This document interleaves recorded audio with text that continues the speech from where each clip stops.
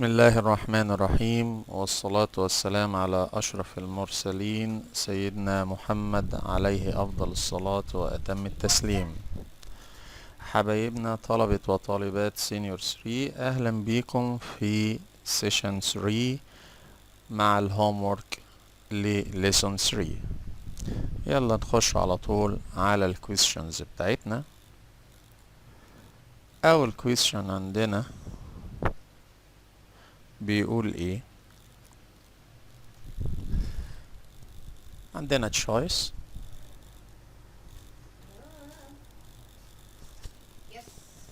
two waves whose frequencies كذا وكذا. تمام.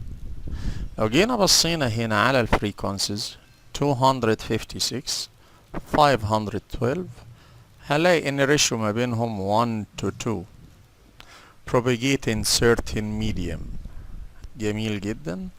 propagating a certain medium يعني ال V constant، وبناء عليه يبقى في inverse relation ما بين الفريكونسي والويفلنس، يبقى الريشيو between wavelengths على طول هتبقى الريسبريكال بتاعتها تبقى 2 to 1.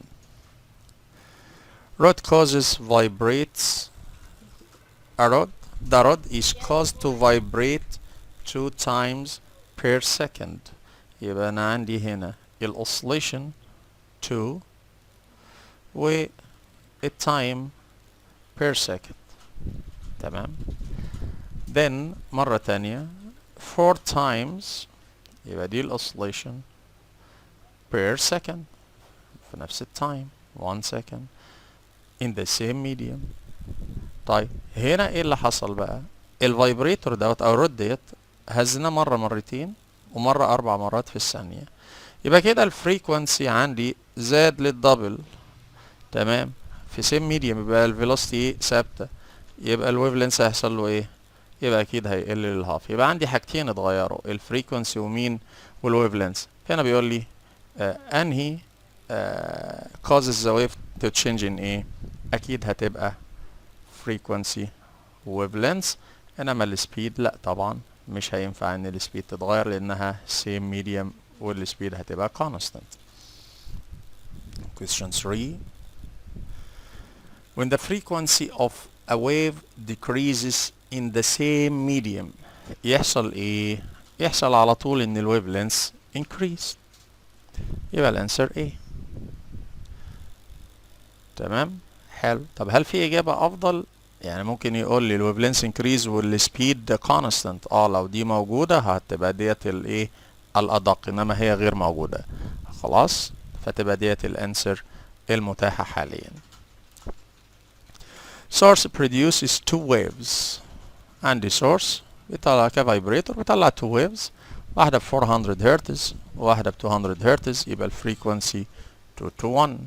propagate in a certain medium يبقى السورس ده اكيد هيطلعهم في نفس الميديوم، وقال certain medium يبقى single medium، يبقى الفيلوسيتي constant، يبقى خلاص constant، يبقى their speed 1 to 1. two waves نفس السؤال مرة تانية 400 200 in a certain medium. the ratio between wavelengths. طب هنا الفريكونسي 2 to 1 يبقى الويفلنس 1 to 2 عشان الانفرس ريليشن بتاعتهم. والحاجات دي بتبقى حل سريع، مش محتاجة بقى اللي انا لسه هحط الرول واعمل الارقام وشغلانة. معروف ان الفريكونسي في انفرس ريليشن مع الويفلنس، والكلام ده احنا حكيناه بالتفصيل في السيشن بتاعتنا. if the time needed to produce 10 waves يبقى ادي الاوسليشن بتاعتي half second، ادي التايم، اقدر اجيب من هنا الفريكونسي. the distance between the first crest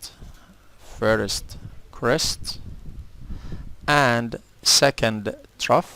ايوه تمام، بكذا متر، ومن هنا نقدر نجيبه الاوسليشن، ومع اللينس ده نقدر نجيبه الويف لينس، فاقدر اجيب الويف فيلوسيتي بتاعتي. طيب يبقى انا هجيب الفريكونسي الاول، الفريكونسي اوسليشن على تايم يعني 10 على هاف فتبقى 20 هرتز. تمام. نجيبه الكالكوليتور. عايزين مسافة من الفيرست كريست للسكند تروف. قلنا هنا كنا بنعمل ايه؟ بنجيبوا الديفرنس 2 minus 1، وقلنا لو البداية كريست هنزود هاف، يبقى هنا عندي الاوسليشن 1 and a half oscillation، اللينس بتاعهم 13.5، يبقى الويفلنس length over oscillation، اللينس عندي 13.5 divided 1.5، نعمل calculation 13.5 1.5 فتبقى 9 meters 9 ايوه، وده بالمتر يبقى الويف لينس 9 meters. جميل جدا. لما يتضرب في 20 هرتز يبقى 180 meter per second. طيب in one medium a wave has frequency f1 wavelength lambda 1 with speed c1 passes from this medium to another، دخل على medium تاني، يبقى automatically speed هيحصل لها ايه؟ change where its speed بقت 2/3 c1 decrease، قلت الثيرد فبقت 2/3 in the second medium. يحصل ايه؟ frequency طبعا احنا قلنا هيبقى constant، واللي يحصل في السبيد يحصل في الويف لينث، يبقى انا عايز الاجابه ان الفريكونسي still f1. خلاص كده، يبقى دي مستبعده ودي مستبعده، هي واحده من الثلاثه دول still. تمام كده. القصه بقى ان الويف لينث هيحصل له تماما اللي هيحصل في السبيد، يبقى الويف لينث هيحصل له decrease بنفس القيمه 2/3، يبقى 2/3، يبقى الانسر B. question اللي بعديه wave travels between two media. جميل. velocity decrease by، وحاطط لك تحتيها خط quarter، يبقى السبيد عندي ايه حصل لها؟ بقت 3/4. تمام. يبقى الريشيو ما بين الويف لينث الاولاني على الويف لينث التاني كان بيساوي ال V الاولاني على ال V التانية، ال V الاولانية ب V، ال V التانية بقت 3/4 V، فيطلع الانسر 4/3، يبقى الانسر C. تمام كده. ليه؟ لان الويف لينث الاولاني اكبر من الويف لينث التاني. تمام، لان التاني 3/4 الاولاني. تمام جدا. يعني هنا الويف لينث هيطلع ب 4/3. يعني اقدر لو في سؤال تاني اقدر اقول ان لامدا 2 بتساوي 3 في ويف لينث 1 على 4 بتساوي 3 على 4 لامدا 1. كل شيء ماشي بالتمام والكمال، ولكن هو هنا عايز الكبير على الصغير، فهنقلب في القصة كبير على الصغير تبقى 4/3. When the frequency of a wave motion increases in the same medium. عندي فايبريتور وزودت الفريكونسي، عشان ما تجيش تقول لي هو ازاي زاد في سيم ميديوم. الفايبريتور زودته، ايه اللي يحصل؟ لابد ان الويف لينث ديكريز ولكن السبيد تبقى كونستانت، يبقى البيست انسر عندي هنا المره دي هيبقى دي. تمام. نيجي هنا عايز الفاليو اوف ويف فيلوسيتي، عايز السبيد بكام متر بير سكند. طيب انا هنا عندي تايم، فاقدر احسب الفريكونسي oscillation over time. عندي half second، حصل فيها قد ايه؟ حصل فيها كل الاوسليشن دي من هنا لهنا. طب دي قد ايه؟ 1/4. عد كده معايا 1 2 3 4 5 oscillation divided 4 يبقى 1/4 oscillation، يبقى دي كده يطلع الفريكونسي ب 2.5 هرتز. جميل. عندي لينس 1.5 متر، اوعى تنسى ما تحولوش. طيب ده بادي منين؟ نغير الكلر عندنا، بادي عندي من البوينت دي للبوينت دي اهو، الارو بتاعي هنا لحد هنا. طب دي قد ايه؟ 1 2 3، يبقى دي 3/4، يبقى الويف لينث عندي لينث على اوسليشن 1.5 divided 3 quarter يبقى 0.75 تمام كده، فتطلع تقريبا ب 2. 1.5 divided 3 quarter تطلع ب 2، يبقى الويف لينث عندي هيطلع ب 2 مترز. لما اضربه في 2.5 يبقى السبيد 5 meters per second، ادي 5 وادي متر per second. طيب نيجي للجرافس. عندي frequency وهنا مش ويف لينث، الويف لينث باور نيجاتيف 1 يعني دي 1 over لامدا. خلي بالك السلوب هنا ايه؟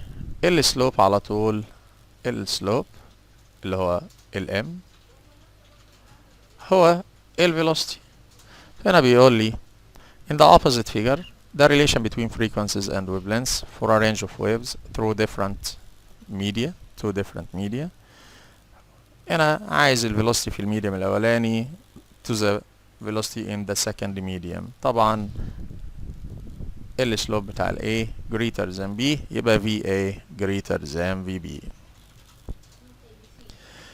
In the following figure أيوة wave travels through two media, medium A medium B، وهنا اللاين دوت هو separating surface. فالطبيعي ان الفيلوسيتي اثناء الدخول من الميديم الاولاني للتاني هتتغير. ايه اللي حصل هنا؟ هنا الويف لينث قل، يبقى على طول الفيلوسيتي قلت. هنا دي الويف لينث وهنا الويف لينث، فهلاقي ان الويف لينث عندي حصل له ديكريز. حلو كده. طيب هنا بيسألني هل الاريا A والاريا B هي نفس الميديا؟ لا طبعا different. طب عرفت منين؟ ما هو طالما السبيد اتغيرت يبقى different media. The ratio between velocity of wave A to that of wave B. عايز VA على VB، مين الأكبر؟ VA، يبقى less than 1. تمام كده، لأن لامدا 1 لامدا A greater than لامدا B يبقى VA greater than VB، يبقى VA على VB هتبقى سوري هنا ratio between velocity بتاعت A دي الكبيرة على ال B فهتبقى greater than 1 لأنه عايز اللارجر VA to VB وال A أكبر من ال B فتبقى greater than 1. طيب the ratio between the frequencies، عارفين ان الويف لما تنتقل من ميديم لميديم تاني ايوه الفريكونسي كونستانت فتبقى الريشيو 1. سؤال جيد جدا وفي شغل كتير. اللي بعديه هنا علاقة ما بين الفريكونسي والويف لينث والعلاقة انفرس، جميل جدا. وبيقول لي عايز قيمة الاكس هتبقى كام؟ والله انا عندي هو هنا عايز لامدا. لامدا 2 بتساوي ايه؟ احنا كنا قلنا القانون اللي هو لاين واحد، لامدا 1 في فريكونسي 1 تساوي لامدا 2 في فريكونسي تي. هودي فريكونسي 2 هناك يروح ديفيجن، فيبقى انا عندي حاجة بسيطة جدا. ادي لامدا 1 0.05 مضروبة في فريكونسي 1 اللي هو 800 ديفايدد فريكونسي التاني 160 يديني الويف لينث الجديد. يبقى عندي 0.05 times 800 divided 160 يديني هتبقى بكام؟ هتبقى بكورتر. يبقى عندي 0.04 0.25 اللي هي كورتر، هتبقى الانسر عندي سي. خلاص. طب في حل تاني؟ ممكن نجيبها حل تاني بس هيبقى صعب شوية، ممكن ما يجيش في الدماغ.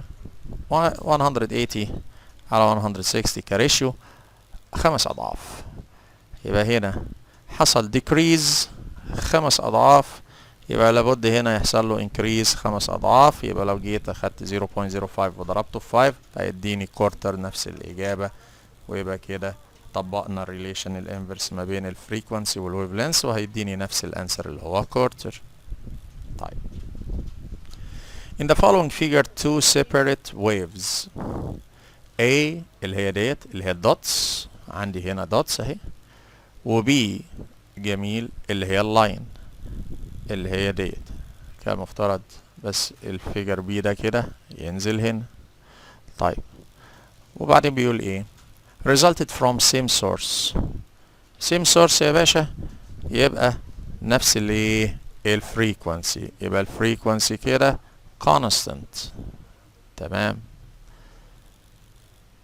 the relation is between displacement d and distance covered by the wave اللي هي s. s دي مش سكند، s دي قايلك بالمتر، دي مسافة مشيتها الويف.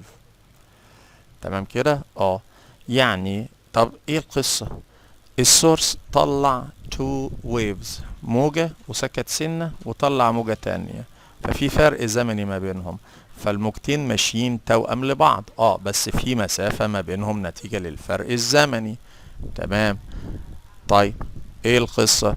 هتبص تلاقي ان دايما طبعا سورس وطلعت 2 ويف، the two waves move in ايه؟ هيمشوا في same medium. طيب the ratio between wavelengths لل A to that of B، عايز ال wavelengths. جميل. الموجة الأولى 40 والموجة التانية 40، ما هي نفس الموجة ونفس نفس السورس يا جماعة، ما غيرناش، ما قلناش تو ويفز، لا ده نفس السورس طلع موجتين بس في فرق زمني ما بينهم، ففي فرق في المسافة، واحدة سابقة التانية، يبقى الويفلنس بتاعهم برضه 1. تمام. السبيد بتاعة الويف A والسبيد بتاعة الويف B. تمام جدا. هتبص تلاقي طبعا نفس الفريكونسي نفس الميديم، خلاص هي مش محتاجة، يبقى السبيد ما بينهم 1. طب هتقول لي مستر دي مشيت 80 ودي مشيت 70، لا في فرق يا حبيبي، ما هو في فرق زمني برضه، يعني في فرق مسافة وفي فرق زمني. انما لو بصيت هتلاقي ان في سيمترية في المشاية ما بين الاتنين، يعني لو رحلت ديت ربع موجة هتنطبق تماما على التانية، الفرق ما بينهم ربع موجة، فرق الزمن ما بينهم هو زمن امبليتيود. خلاص. طيب if the time difference نيجي بقى الكلام المهم بقى. the time difference الفرق الزمني ما بين producing the two waves is 2 seconds. الفرق الزمني الثانيتين ده ادى الى فرق في قد ايه؟ في quarter rotation او quarter oscillation.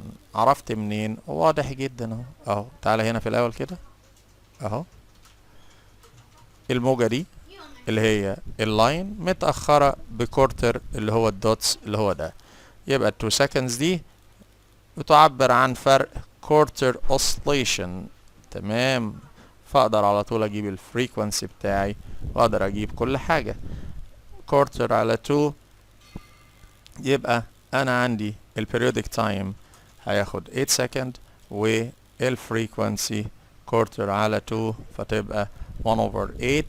1 over 8 يعني 0 1 2 5 هرتز، والبريودك تايم اذا كان الكورتر ب 2 seconds يبقى البريودك تايم ب 8 اكيد، فريكونسي 1 over 8 فيديني 1 to 5. طيب ادي الفريكونسي. طب وحاجة بسيطة جدا، الويف لينس بكام؟ من الموجة هنا الويف لينس سواء الدوتس او اللاين الاتنين ب 40 متر، يبقى الويف لينس عندي ب 40 متر. 40 متر لما اضربها في الفريكونسي تطلع السبيد ان الموجة دي ماشية 5 meters per second.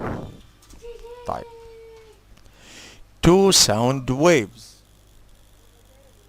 عندي 2 sound waves نفس السبيد ال V constant.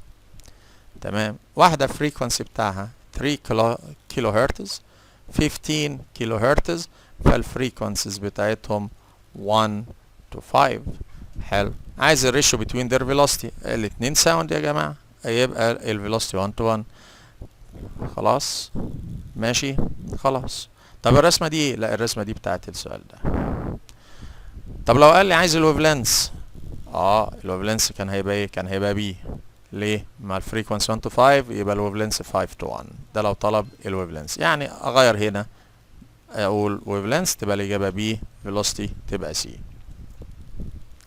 In the following figure the wave velocity، عايز الفيلوسيتي. طيب ابدا اعمل projection للبوينتس، يبقى انا بادي من هنا والبوينت ديت اعمل لها projection يبقى بادية من هنا، يبقى انا عندي هنا 3 quarter oscillation، يبقى الاوسليشن عندي 3 كوارتر واللينس بتاعها 11 كوارتر. اقدر اجيب الويف لينس. يبقى الويف لينس اللي هو 11 كوارتر على الاوسليشن 3 كوارتر، يبقى الويف لينس عندي قدرنا نحسبه ب 15 متر. جميل. نجيبه الفريكونسي. الفريكونسي اوسليشن على تايم. انا ما عنديش غير تايم واحد بس هنا، خلاص ما عنديش غير التايم ده اللي هو 45 ملي سكند. عامل قد ايه ده؟ كام اوسليشن؟ عامل الموجة كلها، عامل 1 and a half. يبقى الاوسليشن 1 and a half على التايم كله 45 times 10 to the power negative 3 عشان ده ملي سكند، اوعى تنسى power negative 3. يبقى نكتب الكلام دوت 1.5 over 45 times 10 to the power negative 3 تطلع 100 over 3. يبقى الفريكونسي 100 over 3 هرتز. لما اضرب الريزلت ده في 15 اللي هو الفريكونسي في الويف لينس تايمز 15 يبقى 500. يبقى الإجابة عندي 500 متر بير سكند، ودي سرعة الويف بتاعت الموجودة في الفيجر دوت. In the following figure two waves عندي موجتين A and B. تمام. هنا دول موجتين من 2 سورس مختلفين وفي نفس التايم. عرفت منين؟ والله الاتنين طلعوا في نفس التايم اللي هو 80 ملي سكند، عملوا 80 ملي سكند، وكل منهما ماشي عمل نفس عدد الويفز. ده عامل 2 ويفز وده عامل 1 2 and a half. ماشي تمام. يبقى الويف اللي هي A اللي هي الدوت عاملة 2 ويفز، والويف B عاملة اللي هي بقى اللاين 1 2 and a half. يبقى B 2 and a half 2 and a half oscillation خلال ال 80، وديت عاملة 2 oscillation. إذا في فرق ما بينهم في الفريكونسي. ماشي تمام. ده ratio between amplitude. طيب حلو جدا. ادي 2 وادي 4. احنا عارفين ان البي هي اللاين والاي هي الدوت. عايز ما بين A to B يبقى 2 to 4 يبقى half يبقى 1 to 2. الويف فيلوسيتي طب ما هو دول منتشرين في نفس الميديم. طب ما هو ما قالش طبيعي، طالما ما قالش يبقى في نفس الميديم.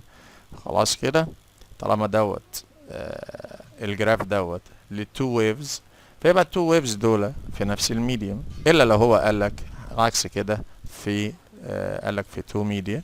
خلاص كده يبقى دول في نفس الميديم، يبقى الويف فيلوسيتي بتاعتهم تبقى 1.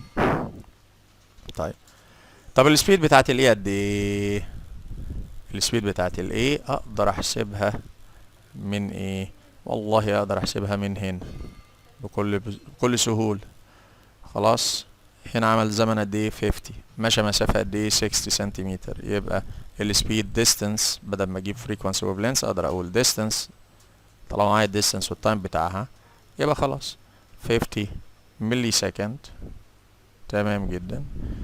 يبقى هتطلع ب 600 على 50 يعني 60 على 5 هتبقى في حدود 12.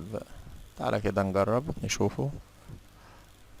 0.6 50 times 10 to the power negative 3 فتطلع ب 12 متر per second. يبقى الانسر A. وده كان مثال صعب شوية. ماشي. هنا بيقول لي diagram بيوضح vibration with time. تمام جدا. الديسبليسمنت بالمايكرومتر والتايم بالمايكرو سكند. جميل جدا. in progressive wave traveling at a speed 5 km per second بتمشي بسرعة 5 km per second. Which of the following is the frequency of the vibration of the particle؟ عايز الفريكونسي. طيب ماشي شكرا، عايزين فريكونسي. frequency هيبقى ايه oscillation over time. هاخد لي oscillation كاملة اهو التايم بتاعها 20 مايكرو يبقى oscillation 1 divided 20 مايكرو يعني times 10 to the power negative 6 فتبقى 50,000 أو 50k 50,000 أو 50k يبقى 50 كيلو هرتز. خلاص يبقى ده الفريكونسي. نفس السؤال متكرر تاني خلاص كده بنفس السبيد تمام بس المرة دي عايز الويف لينث. طب اعمل ايه؟ هنا هحل بقى المسألة مرتين. هجيب الفريكونسي فهيطلع نفس المثال اللي فات اللي هو الفريكونسي هيطلع ب 50 كيلو هرتز فاقدر اجيب الويف لينث هيبقى الفيلوسيتي اوفر ايه اوفر الفريكونسي ديت ب 5k وديت ب 50k يبقى 1 over 10 خلاص تمام كده 1 over 10 متر 0.1 متر فاضربها ب 1000 عشان دي الاجابات بالملي فتبقى 100 مليمتر. خلاص كده. طب يا مستر مش هنحول ما انت لما تحول فوق وهتحول تحت نفس التحويله 50k كيلو و 50k هتطير مع بعض. 27 نفس الاكزامبل مرة تانية بس هنا المرة دي عايز الويف امبليتيود ما فيش اي حل خالص حل مباشر بمجرد النظر بتاعنا 2 مايكرومتر يبقى الامبليتيود 2 مايكرومتر وده اسهل سؤال فيهم. An electromagnetic wave of frequency f has wavelength lambda travel by speed c. AC ديت معروفة اللي هي 3 times 10 power 8. What is the wavelength and the speed of an electromagnetic wave of frequency half f. السبيد هتفضل زي ما هي يبقى الانسر واحدة من الاتنين ديت. طيب لما الفريكونسي decrease للهاف الويفلنس يحصل له ايه increase to double يبقى to lambda يبقى الانسر هيبقى C. Sound wave traveling in air بفريكونسي f wavelength lambda has a speed ليها speed معين may be taken to be independent of the frequency. يعني بيقول لي السرعة لا تعتمد على الفريكونسي. أيوة طبعا لأن السبيد بتعتمد على الميديم. Which of the following graph correctly show how f varies with lambda. يعني بيقول لي لما الفريكونسي يتغير يحصل ايه في الويفلنس هيتغير. العلاقة ايه انفرس انهي علاقة بي. خلاص يا سلام كل السؤال دوت عشان خاطر دي ما كان وضحها لي. هي الاسئلة لازم بتيجي كده تبقى واضحة يعني مليانة فيها بيانات بتوضح لك الكلام اللي موجود قدامك. طيب the speed of visible light هي c. ماشي. الرينج بتاع ويف لينسز بتاع الفيزيبل من 400 نانومتر ل 700 نانومتر ده الضوء المرئي الويف لينسز بتاعتنا. which of the following is the maximum frequency. عايز maximum frequency يا جماعة يبقى لازم هختار minimum of length اللي هو ده بكل بساطة. يعني ده ملوش لازمة معايا. خلاص كده تمام. يبقى الماكسيمم frequency هتبقى velocity على wave length c اللي هي 3 times 10 power 8 على 400 نانومتر times 10 power negative 9 النانو بنيجاتيف 9. الحاجات دي كانت في درس في السينيور 1 اللي هو الملي والمايكرو والنانو بتاع how to write numbers. يبقى هنا الانسر هيبقى 7.5 times 10 power 14. الانسر واضح جدا قدامنا اللي هو نمبر دي يبقى الانسر دي. طيب 31 هنا اعطيني نفس الويف مرتين بس مرة اعطيها لي ان the following graph represents the same progressive wave. هنا displacement y against time. هنا time إذن البيريود دي period. خلاص فتبقى periodic time. تمام. وهنا ال y against x position. position يعني displacement. خلاص كده. فتبقى ديت هتبقى مسافة، وديت بتاعت ويف هتبقى لامدا. تمام جدا. يبقى عايز السبيد لامدا على periodic time، فتبقى ده احنا كنا عاملينها بروف بتاع السبيد بتساوي wavelength في frequency، وكان frequency اللي هو اصلا 1 over t، فكان القانون لامدا على t يبقى q على p، يبقى انا عايز q over p، يبقى الانسر C. Knowing that wavelength of visible light 7000 angstrom او 700 نانو، خلينا بالانجستروم واعطيني الرقم بتاعه.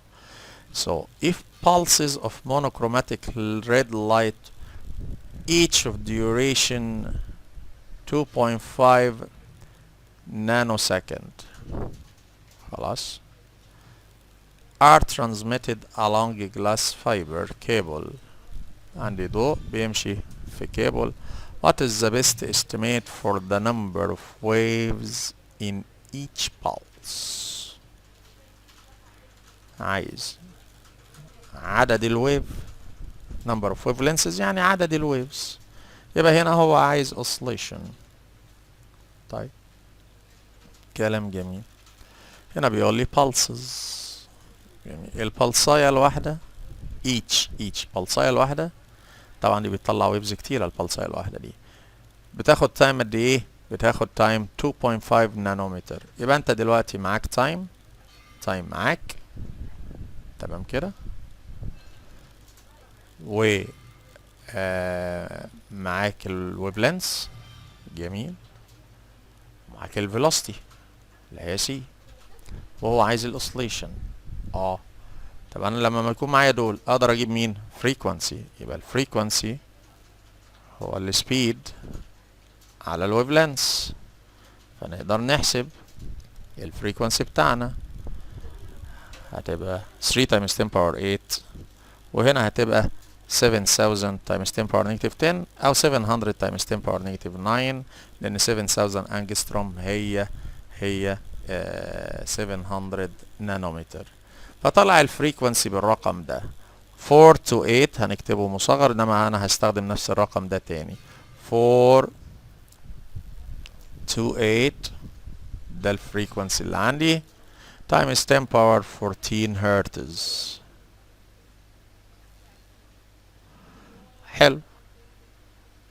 هو عايز ايه بقى؟ عايز الاوسليشن من الرول بتاعنا، الاوسليشن على التايم كان بيديني الفريكوانسي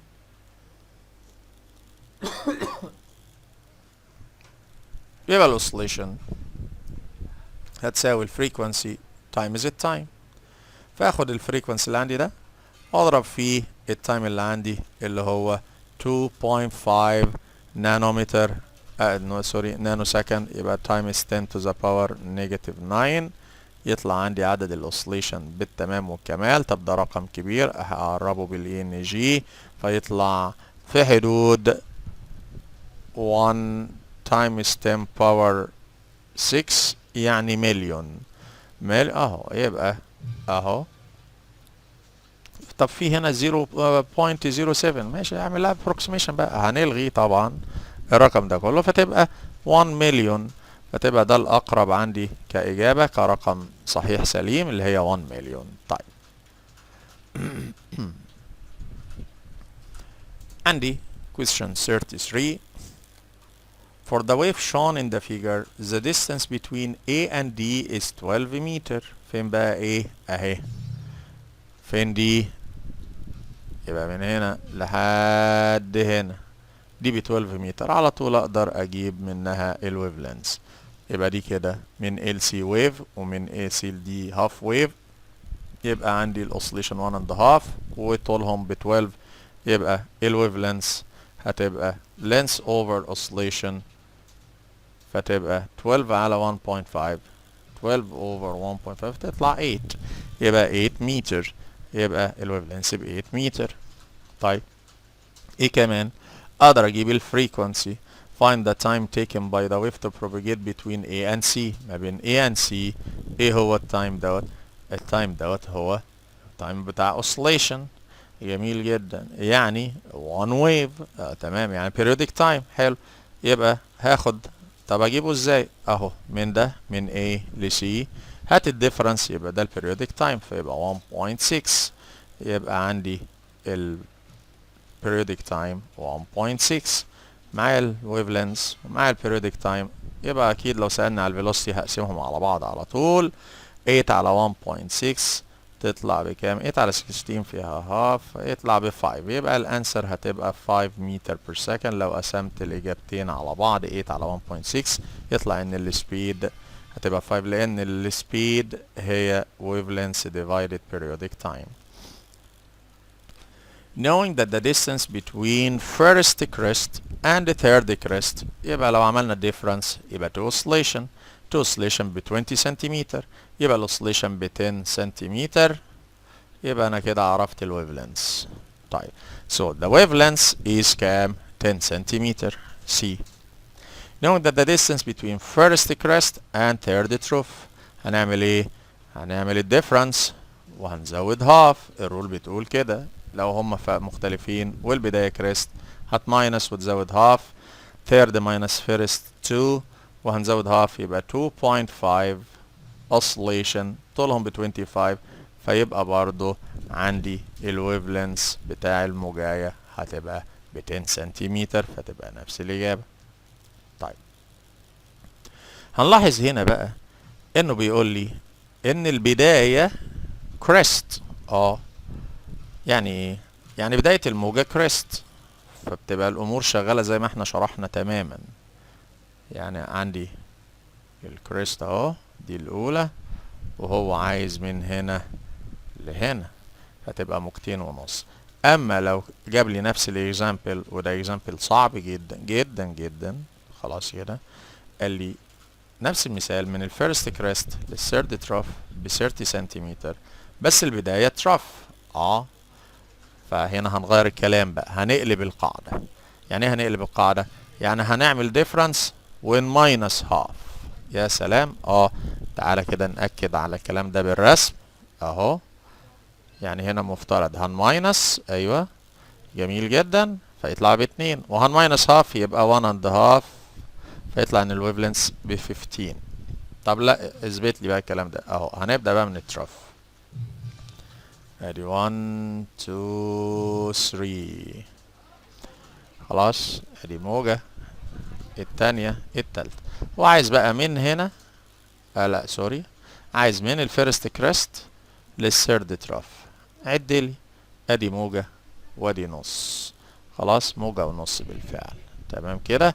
يبقى خلي بالك بقى، يبقى لو البداية كريست يبقى كل اللي احنا شرحناه في السيشن تمام. لو قال لي من الكريست يبقى هزود هاف، لو قال لي تروف هماينس هاف، لو قال لي البداية من التروف هنقلب القاعدة بتاعتنا اللي احنا اتكلمنا عليها. خلاص كده. فهنا بدل ما اعمل بلس هتبقى ديفرنس، ولو كانت البداية تروف هنعمل بدل ما كان ماينس هاف هنزود هاف. فبنقلب القاعدة كلها. فطبعا ما رضيتش اشرحها في السيشن عشان ما يحصلش لخبطة اثناء الشرح، عشان هنقوله كلام ونعكسه فهتبقى مشكلة. عشان كده هذا الاكزامبل بيبقى صعب جدا جدا جدا. طيب لانه بيقلب كل الموازين. graph what does the slope means. هنا مش محتاجة سؤال، سهل جدا، هقسم ده على دوت، فتطلع الإجابة في الآخر إنها تطلع ملتبلاي الاتنين، فيبقى السلوب بالفيلوسيتي، وده شرحناه في السيشن فمش محتاجين إن احنا نفسروه. طب هنا عايز السلوب، لما أقسم الفيلوسيتي على الويف لينث يديني الفريكونسي، يبقى السلوب فريكونسي، وخلص السؤال على كده. طيب نيجي بقى للبروبلمز. عندنا 5 problems.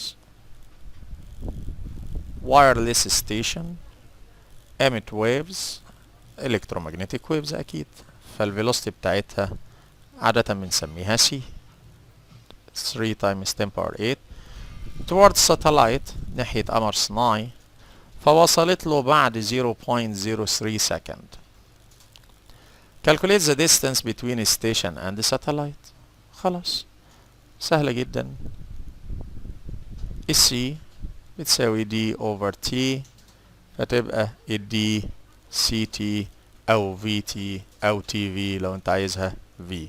خلاص ماشي حلو جدا. يبقى هضرب التايم في الفيلوسيتي، يبقى 0.03 times 3 times 10 to the power 8، فتطلع برقم مش عارفينه كده، مش عارفين نعد الزيروهات، نقربه يبقى 9 times 10 power 6. يبقى ده كده على طول الدي 9 times 10 power 6 اهو الإجابة اهي. معانا كده الديستنس اللي مشاها. طب if the distance between ده حاجة تانية بقى، distance between 4 successive crests. 4 successive crests دي كام ويف ديت؟ دي 3 ويف يا راجل، مش 4، لا 3 ويف. يعني ايه؟ تعالى كده، تعالى كده من الكريست الأولى للكريست الرابعة، دول 4 successive crests. طب تعالى كده نرسمهم. ادي ويف الأولى عشان نأكد الكلام ده، ادي التانية، ادي التالتة، ادي الرابعة، ادي الكريست التانية اللي وراها، التالتة، الرابعة، دول كده 4 successive crests. يبقى دول كام موجة؟ 3. ليه؟ من الفيرست كريست للفورث كريست، يبقى الديفرنس يبقى 3 oscillation. 3 oscillation دوت عندي طولهم 6 نانومتر. عايز بقى الفريكونسي. طب البيانات اللي عندي دي اقدر اجيب انا منها الويف لينس اللي هو ايه؟ اللي هو لينس اوفر اوسليشن. لينس ب 600 نانو اوفر 3 يبقى الويف لينس 200 نانو. بس خلاص عايزين الفريكونسي، يبقى سبيد على ويف لينس. السبيد 3 times 10 to the power 8 والويف لينس 200 نانومتر، يبقى times 10 to the power negative 9، فيطلع الفريكونسي 1.5 times 10 power 15 ديت نانو 200 نانو متر، يبقى 1.5 times 10 power 15. Transverse wave propagates through a string. ماشي. بvelocity 600 meter per second. If the distance between two successive crests، يبقى دي موجة اهي، ده الويف لينس ب 3 متر. عايز الفريكونسي، مش محتاجة حل والله، ده على ده 600 على 3 يبقى 200 هرتز. خلص الاكزامبل. An oscillating source الفريكونسي بتاعه 100 هرتز.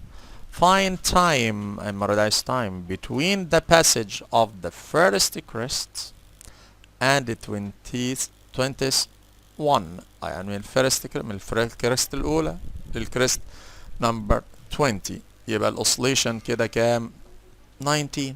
خلاص أنا معايا الأوسليشن ومعايا الفريكونسي، دي مسألة من أول ليسون، وسعادتك عايز التايم. طب كان الأوسليشن على التايم بيديني فريكونسي، يبقى التايم عندي هيبقى oscillation over frequency، oscillation over frequency. فهتقسم ال 19 على الفريكونسي اللي عندك، 19 على 100 يبقى 0.19، مش محتاج الكالكوليتر، 0.19 سكند. Two people دي example كنا حالينه في السيشن، هنحله تاني. مثالين دول بيبقوا صعبين شوية. Two peoples are fishing، هنحله number 4 هنا، يبقى هنا بنحله number 4. Two people are fishing عندي boat هنا، تمام، وبوت هنا، جميل. دول مركبين في البحر والمسافة ما بينهم 30 متر، جميل. waves path through water، المية الأمواج بتيجي عليهم، ده سابق دوت ب 30 متر، فالأمواج بتيجي فيبتدوا يطلعوا ينزلوا. each boat pops up and down، طلع ونزل، يعني عدى عليه one complete oscillation. طلع ونزل، خلاص يبقى complete oscillation كام؟ 15 times in 1 minute. يبقى انا عندي بيانات بقى اسجلها. الاوسليشن عندي 15، التايم بتاعهم عشان طلع ونزل 15 موجة كاملة في 1 minute يبقى 60 second. يبقى الفريكونسي لو عملت لهم divided بعض 15 على 60 فتطلع بكورتر، يبقى انا جبت كده الفريكونسي بتاعي، تمام. فاضل لي بقى المعلومة الباقية. and when one boat is on crest كان التاني trough. حلو، يعني واحد فوق واحد تحت. بس خلي بالك في معلومة ناقصة هنا. and is one crest between the two boats. ايه اللغز ده بقى؟ بيقول لك واحد فوق واحد تحت وفي ما بينهم crest. يعني لو ده كده فوق هنا دي موجة اهي، ده الاوريجن، خلاص ماشي تمام. في كريست هنا ما بينهم وده تحت. يبقى البوت ده هنا والبوت ده هنا، واحد في الكريست وواحد في التراف، وما بينهم ما بينهم 1 كريست ما بينهم. ممكن نقول لي في 2 كريست في 3 كريست، فتبدأ ترسم انت وتحط 2 كريست و 3 كريست على حسب ما بيقول. يبقى هنا ده كده قد ايه المسافة ما بينهم كده، ومن هنا لهنا 1 اوسليشن. جميل. ومن هنا لتحت تبقى هاف اوسليشن. يبقى انا عندي الاوسليشن حوالي 1.5 كفرق ما بينهم، وطولهم كام؟ 30 متر. فاقدر على طول اجيب الويف لينس. الويف لينس على اوسليشن، اللينس ب 30 على 1.5، فيبقى الويف لينس عندي ب 20 1.5، فيبقى 20 متر. جميل جدا. خلاص كده اقدر على طول اضرب 20 متر في كورتر هرتز اللي هو الفريكونسي، احصل على الويف سبيد. فتطلع الويف سبيد عندي ب 5 متر بير سكند، لان هتبقى 20 تايمز الفريكونسي اللي هي كورتر، فيديني 5 متر بير سكند. تمام. اخر example. Stone is thrown in a pool. هدفنا طوبة في بول، هنشرحها هنا وبعدين نحل تحت. طيب 40 waves are produced. لما ترمي طوبة تعمل ويف، الويف دي توسع ولما توسع تعمل موجة تانية، فتبقى في موجة أولانية وفي موجة تانية.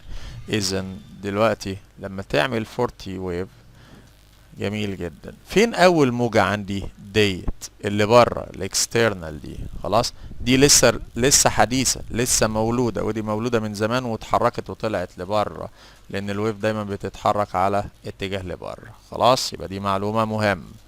يبقى أول ويف ما هياش اللي عند السورس، أول ويف دي اللي بعيدة خالص عن السورس. خلاص دي أول معلومة. تاني معلومة، لما يقول لي بتعمل 40 ويف، يبقى السورس دوت عمل 40 ويف في جميع الاتجاهات. حلو جدا. يعني من هنا، يعني لو رسمنا بقى من هنا كده او نعملها هنا كده، دي ويف ودي التانية ودي التالتة والرابعة، ها ها ها ها ها ها، دي الاولى خالص بقى. يبقى من هنا لهنا اكيد عمل 40 ويف. طب من هنا لهنا يبقى اكيد برضه عمل 40 ويف. يبقى لما اجي احسب المسافة دي كلها، يبقى دي تعبر عندي مش على 40 ويف بقى، لا، من هنا لحد النص كده لحد السورس، يمين 40 ويف وشمال 40 ويف، يبقى المسافة دي كلها تعبر عن 80 ويفز. فخلي بالك دي معلومة مهمة جدا لازم اخد بالي منها. وبيقول لي stone thrown in a pool 40 waves are produced in 4 seconds. تمام. ال 40 دول لو ما راحوا يمين او شمال، يبقى انا عندي كاوسليشن 40 يمين او شمال. اخدوا تايم قد ايه؟ اخدوا تايم 4 سكند. يبقى التايم عندي 4 سكند. جميل جدا. وبناء عليه اقدر من المعلومة دي اعمل كالكوليشن للفريكونسي. يبقى الفريكونسي عندي oscillation over time، فتبقى 40 over 4، فيديني 10 هرتز.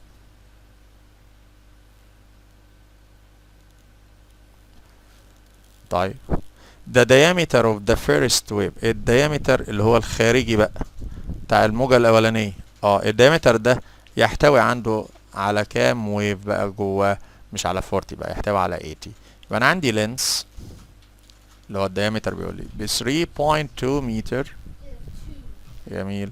ده يحتوي جواه على كام اوسليشن؟ ما تقوليش 40 بقى، انما يحتوي على كام؟ على 80 اوسليشن. فاقدر اجيب منه الويف لينس اللي هو لينس على اوسليشن، يبقى 3.2 متر divided 80، فيطلع بكام الويف لينس ده؟ 3.2 divided 80